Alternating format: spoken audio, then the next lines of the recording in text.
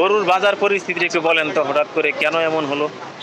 গরুর বাজার ভাই, আমরা কালকে রওনা দিতে আনাইছি 3টের সময়।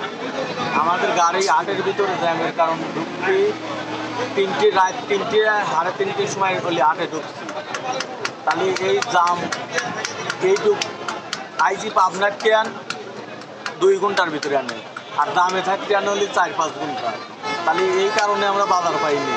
মানে আইসা হাট ধরতে পারেন না সঠিক সময়ে? না না, এখানে কোনো প্রশাসনিক ব্যবস্থা নাই, গাড়ি ক্লিয়ার করার কোনো ব্যবস্থাই নেই।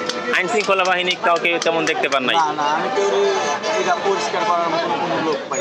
আচ্ছা, এই যে এরকম লস আপনাদের যে হাহাকার, এটা তো কাম্য নয় কখনোই।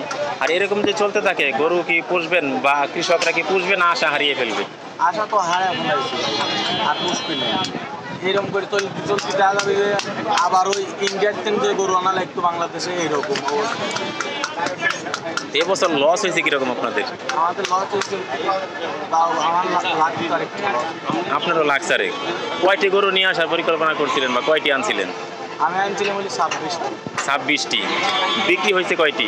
বিক্রি হয়েছিল 24টি, বিক্রি হয়েছে, আর একটা গরু আছে বিক্রি করে দেবো, তাহলে এত ধরো।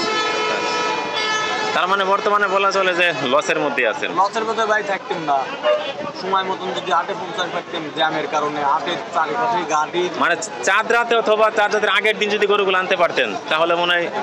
মূলত আমার জ্যামের কারণে গাড়ি ঢুকে পারি।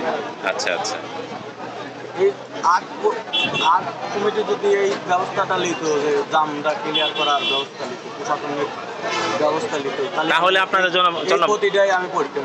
আচ্ছা, ভালো হতো। আচ্ছা, আজকে তো ঈদের দিন, দেখা যায় আজকে গরু দেখতে পাচ্ছি মাশাআল্লাহ অনেক গরুই আছে, কিন্তু দাম কিরকম বলতেছে? দাম তো তেমন একটা। 1 লাখেরটা 50,000। 1 লাখের গরু 50,000। তো দর্শক, ব্যাপারী ভাইদের কথা শুনলাম, অনেকটাই হতাশাগ্রস্ত, এবং আগামী বছর যদি এরকম লস হতে থাকে তারা তো গরু পোষার আশা হারিয়ে ফেলবে, অনেকে এই ব্যবসা থেকে আসলে সরে পড়বে। দীর্ঘ 4 থেকে 5 ঘন্টা বিশাল জামের মধ্যে থেকে সঠিক সময়ে হাটে না আসতে পেরে গরুগুলো কিন্তু তারা সঠিক দাম পায় নাই, বিক্রিও করতে পারে নাই। মূলত হাটের জ্যাম। আর ওনার মুখে যতটুকু শুনলাম যে আইনশৃঙ্খলা বাহিনীর তেমন একটি তৎপরতা তারা দেখতে পায় নাই, সবাই শুধু রেস্টের মধ্যে ছিল, বসেছিল, এবং বিশ্রামের মধ্যেই অধিকাংশ আইনশৃঙ্খলা বাহিনী ছিল, সেই কারণে আসলে তারা সঠিক সময়ে হাটে আসতে পারে নাই। তো বিক্রেতা ভাইদের এরকম লস কখনই কাম্য নয়।